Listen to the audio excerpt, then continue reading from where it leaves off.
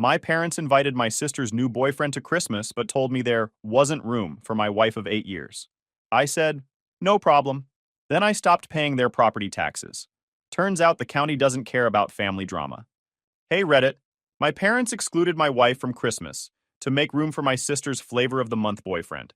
So I stopped paying the property taxes on their house. What followed was an absolute disaster. Here's the full story.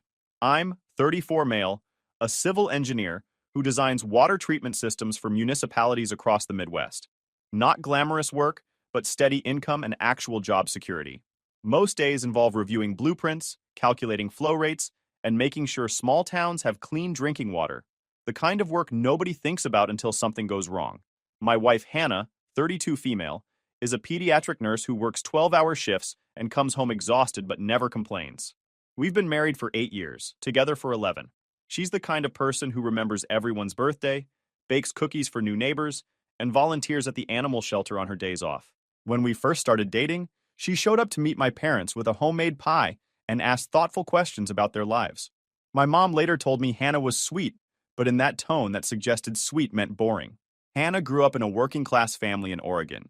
Her dad drove long-haul trucks before he passed away from a heart attack when she was 25. Her mom still works retail management at a department store, pulling 50-hour weeks at 62 years old because retirement isn't really an option on her income. Hannah sends her mom money every month, never complains about it, just quietly helps because that's what family does in her world. From day one, Hannah tried with my family. She'd call my mom just to chat, send care packages with my dad's favorite snacks, remember to ask about Brianna's latest job drama. She drove 6 hours each way for my grandmother's funeral, even though she'd only met her twice. She sat through countless family dinners, where the conversation revolved entirely around Brianna's life, while Hannah's accomplishments at work went unmentioned. Never once complained, never asked for recognition, just kept showing up and being kind. My younger sister Brianna, 29 female, is basically the opposite. Works in sales at a luxury car dealership, changes boyfriends like people change seasonal wardrobes, and treats relationships like test drives. Nothing wrong with being single and dating around, but she acts like every new guy is her soulmate until the next one shows up 3 months later. The pattern with Brianna's relationships was predictable. She'd meet someone, decide within a week he was the one, introduce him to the family with great fanfare, and my parents would immediately start planning the wedding. 3 months later, she'd discover some fatal flaw. He didn't make enough money, he wasn't ambitious enough, he wanted kids too soon, he didn't want kids at all, and the relationship would implode. Then came the tearful family dinners, where we'd all have to comfort her and validate that she'd made the right choice, leaving another perfectly decent guy. My parents retired to a small town in Missouri about 5 years ago. Dad worked for the Postal Service for 30 years. Mom was an elementary school secretary. They bought this cute 3-bedroom house on 2 acres with their retirement savings. Problem is, property taxes in their county are higher than they anticipated, and their fixed income doesn't stretch as far as they thought it would. That's where I come in. Or came in, I should say. 3 years ago, Dad called me sounding stressed. They were behind on property taxes, about $8,000 in arrears. The county had sent warnings, and they were facing penalties and potential liens. He didn't want to ask, but could I help them out? Just this once until they got their finances sorted. The way he presented it made it sound temporary, like they'd hit an unexpected bump but would bounce back quickly. He explained they'd underestimated their property taxes when they bought the house, had some unexpected expenses with the move, and just needed help getting caught up this one time. After that, they'd have it under control. I discussed it with Hannah. She didn't hesitate. They're your parents. If we can help, we should help. So I paid it. $8,000 from our savings, which we'd been building for a down payment on a bigger house. We figured family comes first, and they'd appreciate the gesture. Hannah had been setting aside money from every paycheck, dreaming about a house with a real yard and maybe an extra bedroom for when her mom visited. We'd been looking at listings, imagining which neighborhood we wanted to settle in. That $8,000 set us back about a year on our timeline, but we told ourselves it was worth it to help family. Except it wasn't just once. 6 months later, Dad called again. They'd fallen behind again, about $4,000 this time. Different story, though. Unexpected medical bills from Mom's knee surgery. The surgery had been necessary, insurance had covered most of it, but the copays and physical therapy added up. I paid it. Then it became a pattern. Every year, like clockwork, I'd get the call about property taxes. The amount varied, sometimes $3,000, sometimes $6,000, but it was always the same story. Fixed income, unexpected expenses, just need a little help. Each time, Dad would sound stressed and apologetic. Each time, he'd promise this was absolutely the last time. Each time, I'd transfer the money and watch our house fund shrink. The excuses evolved over time. First year was the move and adjustment. Second year was Mom's knee surgery and some house repairs. Third year was their car breaking down and needing replacement, plus the property taxes had increased. Always something urgent. Always something that couldn't wait. Always something that somehow only I could solve. Over 3 years, I paid roughly $42,000 in property taxes for a house I don't own and will never inherit. Hannah never complained once, even though it meant we were still renting our small 2-bedroom apartment instead of buying our own place. Our landlord kept raising rent, and we kept staying because we couldn't save enough for a down payment when we were funding my parents' retirement. Here's what really bothered me, though. They never said thank you. Not really. It was always just, "We appreciate you helping out," followed immediately by some comment about how we probably wouldn't understand financial stress since we don't have kids, and our expenses are so much lower. The lack of gratitude ate at me more than the money itself. When you give someone $8,000, you expect at least some acknowledgement of the sacrifice involved. Instead, my parents treated it like I was just fulfilling a basic family obligation, like showing up for Thanksgiving or sending a birthday card. I remember one conversation where I mentioned to my mom that the property tax payments were affecting our ability to save for a house. She actually said, "Well, you're young. You have plenty of time to buy a house. We're on a fixed income and don't have that luxury." Like my financial goals were somehow less valid because I was younger. Never mind that Hannah and I were working full-time jobs and trying to build our own future. Meanwhile, my sister Brianna was living her best life posting vacation photos from Cancun, Miami, and Las Vegas. New car every 2 years. Designer everything. Her Instagram was a highlight reel of expensive restaurants, luxury hotels, and shopping sprees. But somehow she was never asked to chip in for Mom and Dad's property taxes. I'd see her post from some rooftop bar in Miami, drinks in hand, designer sunglasses, caption about living my best life, and then I'd get a call from Dad asking if I could help with the property taxes again. The juxtaposition was maddening. When I mentioned this once, Dad got defensive. "Your sister has her own financial obligations. She's building her career." Right, building her career one bottle service tab at a time. He explained that Brianna needed to maintain a certain image for her sales job, that entertaining clients and looking successful was part of her professional development. Meanwhile, my actual professional development and financial stability didn't seem to factor into their calculations at all. I'd also point out that Brianna made decent money at the dealership, base salary plus commissions on luxury car sales. She wasn't struggling. She was choosing to spend her money on lifestyle instead of helping family. But that observation never landed. My parents had an endless supply of excuses for why Brianna couldn't contribute, but I could. The Christmas situation started brewing in early November. Mom called about holiday plans, asked if Hannah and I were coming. Of course we were. We came every year. We'd already requested time off work, booked a hotel nearby since their guest room was small, and Hannah had already started shopping for gifts. "Wonderful," Mom said. "It'll be nice to have everyone together." 2 weeks later, Brianna started dating someone new. His name was Preston. From her Facebook posts, he worked in finance, drove a ridiculous sports car, and owned multiple designer suits.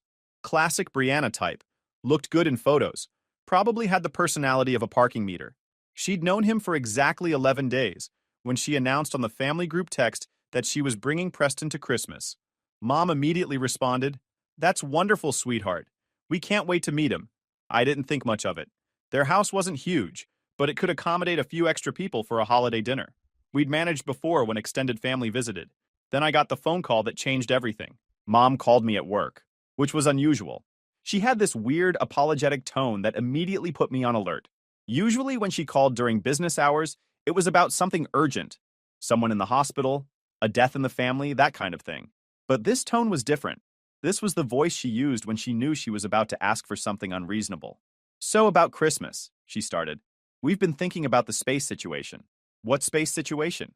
"Well, with Brianna bringing Preston and your aunt and uncle coming, the house is going to be quite full. We're worried about overcrowding." I still wasn't getting it.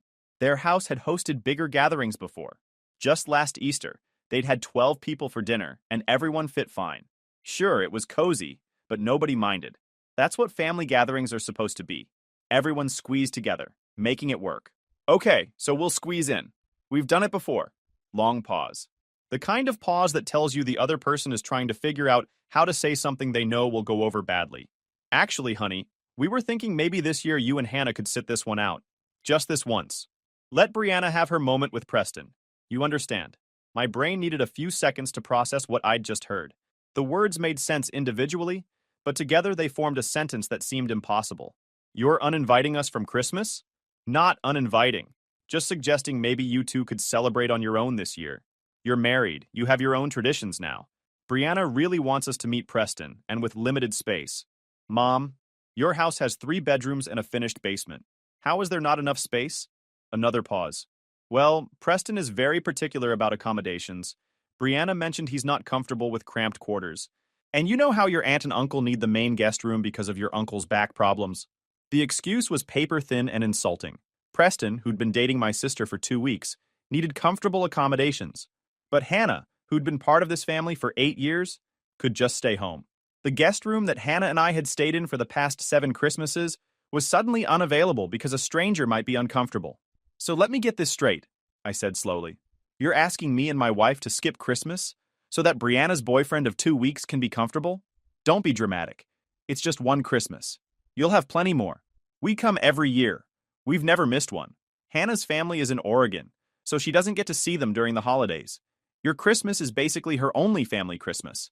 Well, maybe this year she could visit her own family then. That would work out perfectly. The casual way she dismissed Hannah, like she was some interchangeable accessory, made my blood pressure spike. And what about all the years we've been coming? Do those not count for anything? Of course they count. But Brianna specifically asked if Preston could come, and we want to support her relationship. You know how hard it's been for her to find someone stable. Preston had been around for 14 days. Hannah had been around for over a decade. But apparently 2 weeks with the right last name and a sports car outweighed 8 years of marriage and family integration. Does Brianna even know you're uninviting us? I asked. We discussed it as a family. Everyone agreed this was the best solution for the space issue. Everyone except Hannah and me, apparently. But we didn't get a vote. I should have argued more. Should have pointed out the absurdity, the disrespect, the sheer insanity of excluding a daughter-in-law to accommodate a stranger. But I was at work, had a meeting in 10 minutes, and needed time to process what was happening.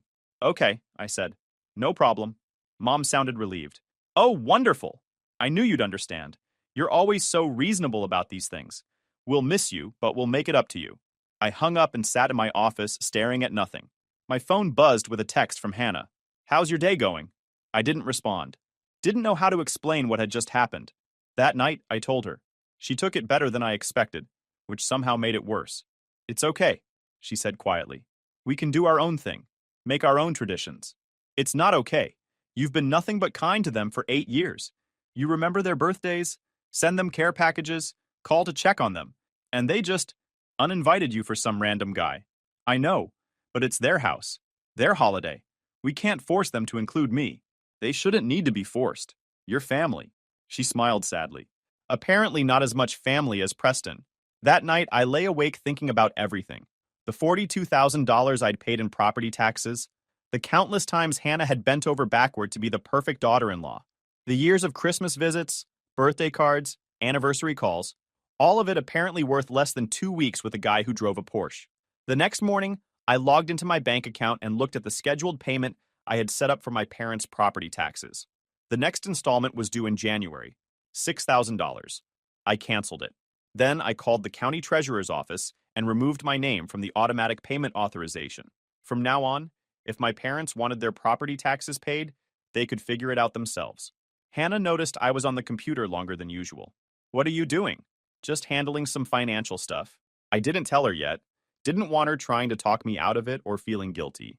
This wasn't about her.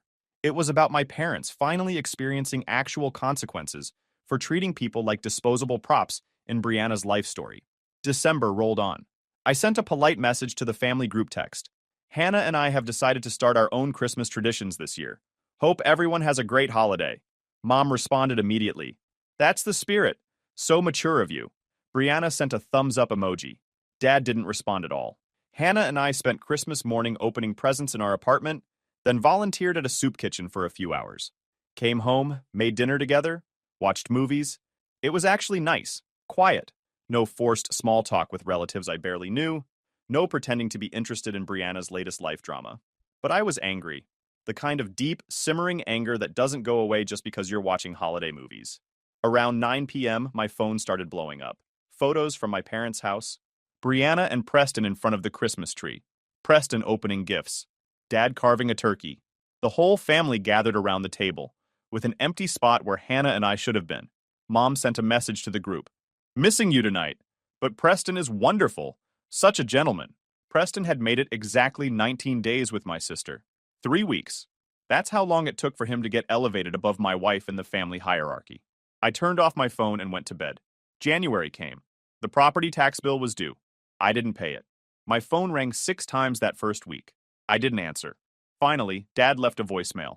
Hey, just checking in. The property tax payment didn't go through automatically like it usually does. Not sure if there's a problem with the bank or something? Give me a call when you get a chance. I didn't call back. 2 weeks later, another voicemail. The county sent us a notice saying we're past due on property taxes. I thought you were handling that. Did something happen with the automatic payment? We're getting hit with late fees here. Still didn't call back.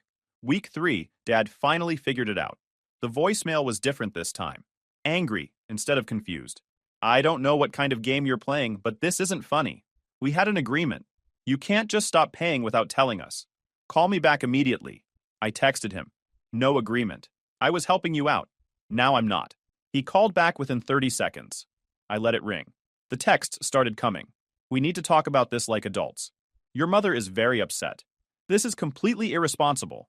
At least give us warning before you just abandon your commitments. That last one made me laugh. Abandoning commitments. Rich, coming from people who'd uninvited us from Christmas. February brought more urgent messages. The county had added penalties, and now they owed over $7,000. They were panicking. The county didn't mess around with delinquent property taxes. Every month that passed added more penalties and interest. What started as a $6,000 bill had ballooned to over $7,000 in just 2 months. And it would keep growing until they paid, or until the county foreclosed. Missouri takes property tax collection seriously. The county treasurer's office has a specific process they follow, and they follow it precisely. First comes the friendly reminder, then the official notice, then the penalties start accruing, then the lien gets filed, then comes the notice of tax sale. Every step documented, every deadline clear. No exceptions made for sob stories about family drama or fixed incomes.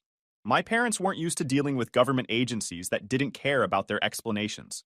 They were used to me, someone they could guilt, manipulate, or simply outlast until I gave in. The county treasurer's office wasn't interested in any of that. Mom called from Dad's phone, probably thinking I wouldn't recognize the number. I answered. Finally, she said. We've been trying to reach you for weeks. I know. What's going on with the property taxes? The county is threatening a tax lien. Sounds like you should pay them then. Long silence. What? Your property taxes. You should probably pay them before the county puts a lien on your house. But you always pay them. I used to. Past tense. Not anymore. You can't just stop. We're counting on you. That phrase, counting on you, crystallized everything wrong with our relationship. They weren't grateful for my help. They'd come to expect it, to count on it, to build their entire financial plan around the assumption that I'd always bail them out. They'd never even considered what would happen if I stopped, because the possibility that I'd set a boundary had never occurred to them. Like you counted on us being at Christmas? Oh wait, no. You uninvited us for Brianna's boyfriend. More silence. Then, that's what this is about? You're punishing us over a simple space issue? Space issue, right. The space issue where there wasn't room for my wife of 8 years, but plenty of room for some guy Brianna had known for 2 weeks. Preston is a lovely young man. She said this like it mattered. Like Preston's personal qualities had any relevance to the situation. He could have been the most charming, successful, wonderful person on earth, and it still wouldn't justify excluding Hannah. I don't care if he's the Pope. He's a stranger. Hannah is family. Or she's supposed to be. She is family. But sometimes we have to make difficult choices about accommodations. We didn't think you'd be so sensitive about it. Sensitive. Got it. Well, here's me being insensitive. Pay your own property taxes from now on. I'm done subsidizing your retirement. I hung up before she could respond. Hannah overheard the conversation. She'd been in the kitchen pretending not to listen, but our apartment is small. You stopped paying their taxes because of Christmas? She asked quietly. I stopped paying their taxes because they treated you like garbage. Christmas was just when it became impossible to ignore. You didn't have to do that for me. I didn't do it for you. I did it for us. And because I'm tired of being their emergency fund while they treat me like an inconvenience. She didn't argue, just came over and hugged me. March arrived with increasingly desperate messages. The tax bill was now over $8,000 with penalties and interest. The county had officially placed a lien on the property. My parents were drowning in letters and notices. Brianna finally got involved, sending me this long text about family loyalty and how I was being cruel over a misunderstanding. When I asked if she'd be willing to help with the property taxes, she said her finances were really tight right now. Right. Too tight to help our parents, but loose enough for that weekend trip to Nashville she just posted about. I sent her the receipts. Every payment I'd made over 3 years. $42,000 in total. This is what I contributed to mom and dad's property taxes while you were making car payments on a luxury vehicle. You're welcome. She didn't respond. April brought the nuclear option. A letter from the county about a potential tax sale. If the delinquent taxes weren't paid within 90 days, the property would go to auction. Dad called from a different number. Probably borrowed someone's phone. I answered out of curiosity. Are you really going to let us lose our house? He asked. No greeting, no pleasantries. I'm not doing anything. The county is handling it according to standard procedures. You know what I mean. You have the money. You've been paying these taxes for years. Why stop now? Because I finally realized I was funding a retirement for people who don't actually value me or my wife. That's not true. We love you. Funny way of showing it. Uninviting us from Christmas. Never saying thank you for the 42 grand I've paid. Treating Hannah like she's optional while rolling out the red carpet for Brianna's temporary boyfriend. Preston is her boyfriend. What were we supposed to do? Not invite him. You were supposed to not uninvite us. There was plenty of room. You chose to exclude us. Now I'm choosing to exclude myself from your financial problems. This is extortion. No, this is consequences. You wanted me to understand that Hannah and I are lower priority than a stranger? Message received.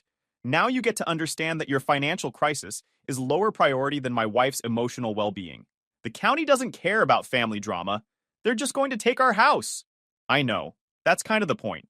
They don't care about drama, they care about taxes. Just like I don't care about your excuses anymore. I care about my wife. He hung up on me. May came with more frantic calls that I ignored. My aunt called to lecture me about elder abuse and family responsibility. I reminded her that she and uncle had taken the guest room, forcing my parents to invent a space crisis. She hung up too. The funny thing about standing your ground is how quickly people decide you're the villain, not the people who created the problem, the person who stopped fixing it. June arrived with the point of no return. The county scheduled the tax sale for July 15th.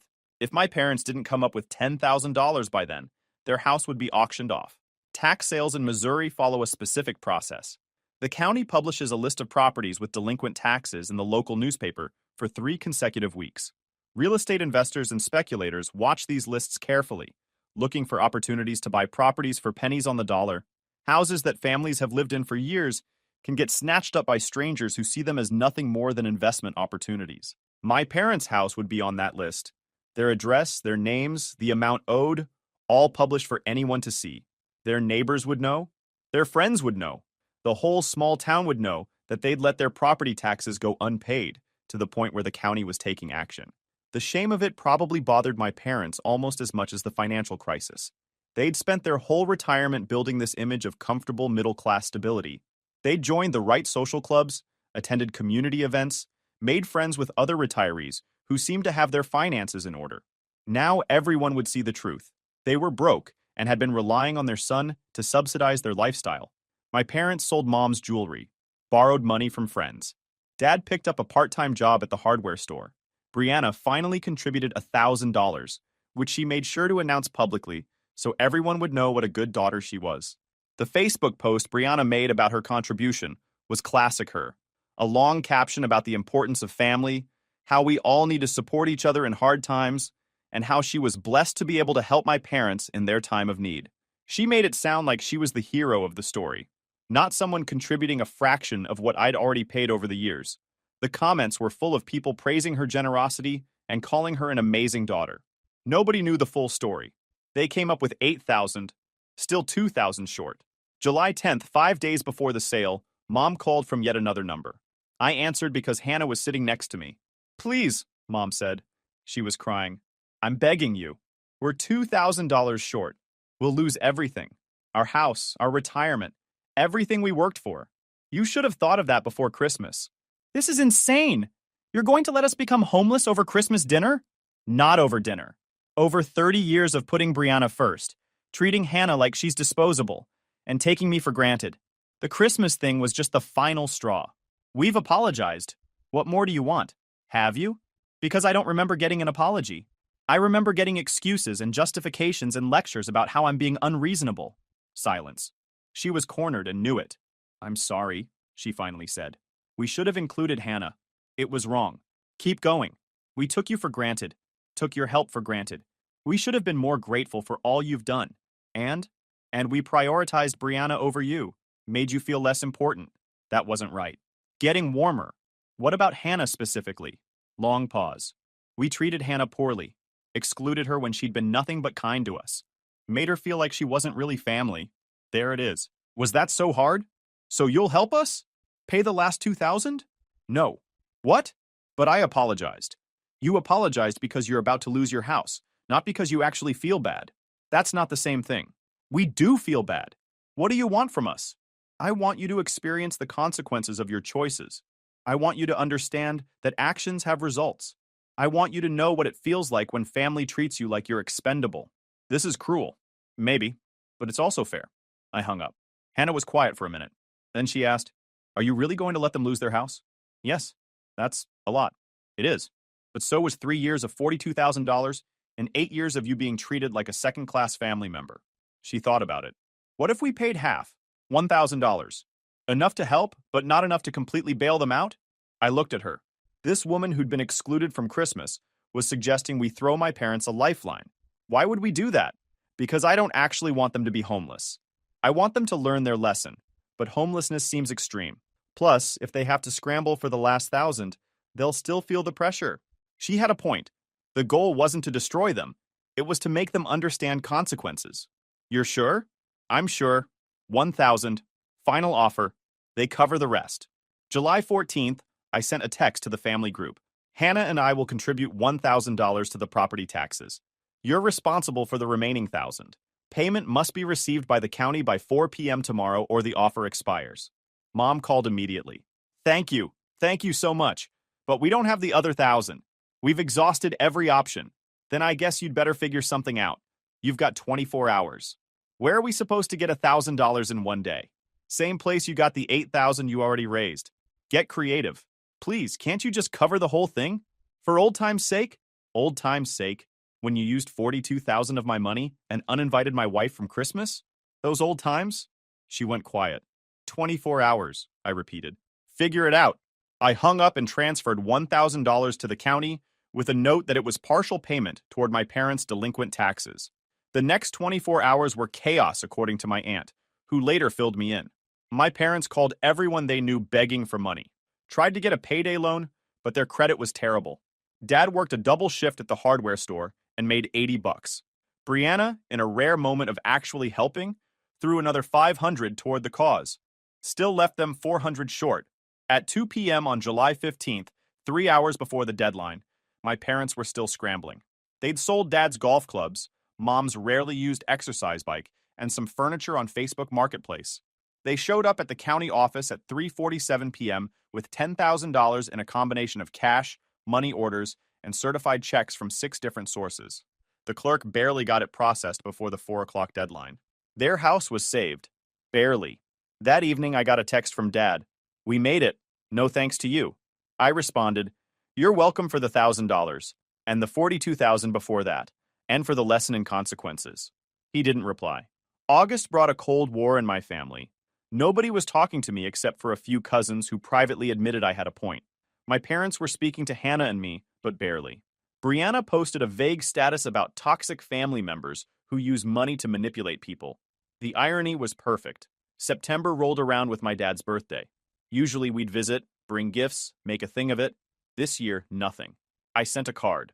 Just a card, no money, no gift. It said, Hope you have a good birthday. Glad you still have a house to celebrate it in. Passive-aggressive? Absolutely. But cathartic. October brought the real surprise. Preston and Brianna broke up. Shocker. Turns out he was actually engaged to someone else and using Brianna as a side piece. The finance job was working the desk at a car rental place. The Porsche was leased and behind on payments. Brianna posted a long rant about men who lie in relationships that aren't what they seem. The comments were supportive, everyone telling her she deserved better. I resisted the urge to comment. Remember when Mom and Dad uninvited me from Christmas to impress this guy? Hannah reminded me that would be cruel. She was right. Didn't stop me from thinking it, though. November arrived with an unexpected development. Mom called from her actual phone number.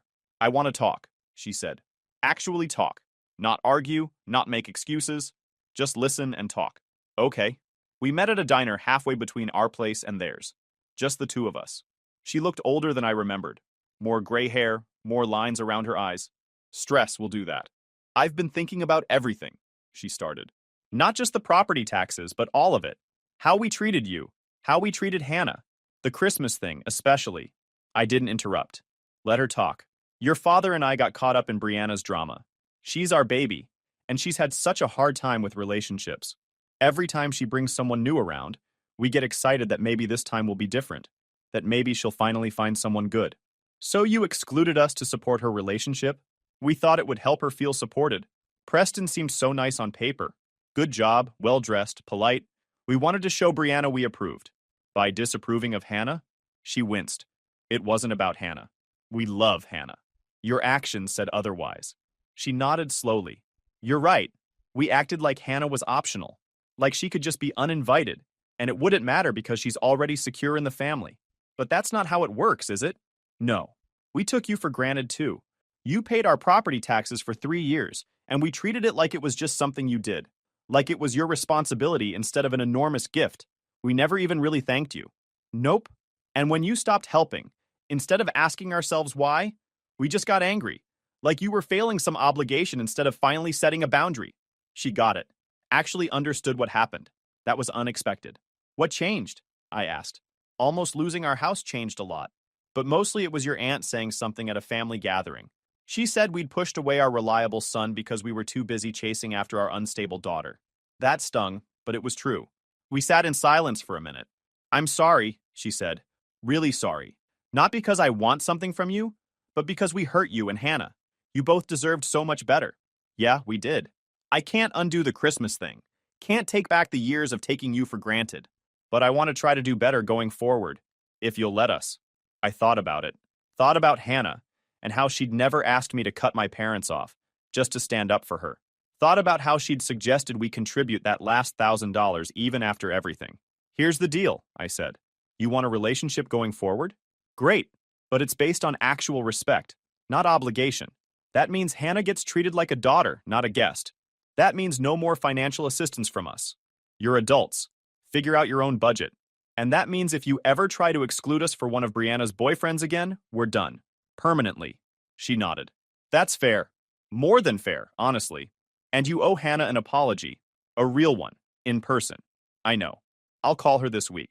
We finished our coffee and went our separate ways. I wasn't sure if this was a real turning point or just temporary guilt, but time would tell. When I got home, I told Hannah about the conversation. She listened carefully. "Do you believe her?" she asked. "I want to, but people don't really change. They just get better at managing their worst impulses. So what do? We give them a chance. One chance. And if they screw it up, we walk away with no guilt." She agreed. Mom called Hannah 3 days later. They talked for over an hour. Hannah didn't tell me everything they discussed, but she said Mom cried and apologized and meant it. That was enough. December came around again. The Christmas question hung in the air for weeks. Finally, early in the month, Mom called. "We'd love to have you both for Christmas this year, if you're willing to come. No weird space issues, no boyfriend drama, just family." "What about Brianna?" I asked. "Brianna will be there. She's processing everything, but she knows you and Hannah are coming and she's okay with it. And the guest room is yours. We already set it up." Hannah and I discussed it, decided to go, but with an escape plan. Booked a hotel room as backup in case things got weird. Christmas Day arrived. We drove to my parents' house with gifts and low expectations. Walked in to find Mom and Dad waiting at the door. "Welcome," Mom said, hugging Hannah first. "We're so glad you're here." The house was decorated normally. No shrine to Preston's memory. Brianna was there, but subdued. She gave us both awkward hugs and mumbled something about being sorry. Dinner was fine. Conversation stayed light. Nobody brought up property taxes or the tax sale or the whole mess from the previous year. Just normal family stuff. Dad's hardware store stories, mom's book club drama, my work projects. The guest room had fresh sheets, towels, and a little basket of toiletries. The kind of touches that show someone actually thought about your comfort. After dinner, we were doing dishes when Dad pulled me aside. I know I was defensive before. About the money, about all of it. But you were right. We took you for granted. Used you like an ATM and treated you like an obligation instead of our son. Yeah, your mother and I adjusted our budget. Cut back on things we didn't need. We can handle the property taxes ourselves now. You don't need to worry about that anymore. Good. And Hannah is welcome here anytime. I mean that. She's our daughter-in-law. Should have been treating her like that from the start. Appreciate you saying that. He clapped me on the shoulder and went back to his coffee. Not a Hollywood moment of reconciliation, but real enough. That night, lying in the guest room with Hannah, I thought about everything that had happened. The anger, the betrayal, the tax lien, the desperate scramble. All of it because my parents forgot that family isn't about obligations and hierarchies. It's about showing up for the people who show up for you. Think they learned their lesson? Hannah whispered. Time will tell, but at least they're trying. That's something. Yeah, it's something. We went back home the next morning. The drive was quiet but comfortable. No anger, no resentment. Just peace. My phone buzzed with a text from Mom. Thank you for giving us another chance. We won't waste it. I responded, see you soon. And that was it. No dramatic ending, no perfect resolution. Just a family that almost destroyed itself over property taxes and Christmas seating arrangements, then slowly found its way back to something resembling functional. If you enjoyed this video, please hit that subscribe button. It really helps the channel and help us bring you more and better stories. Thanks.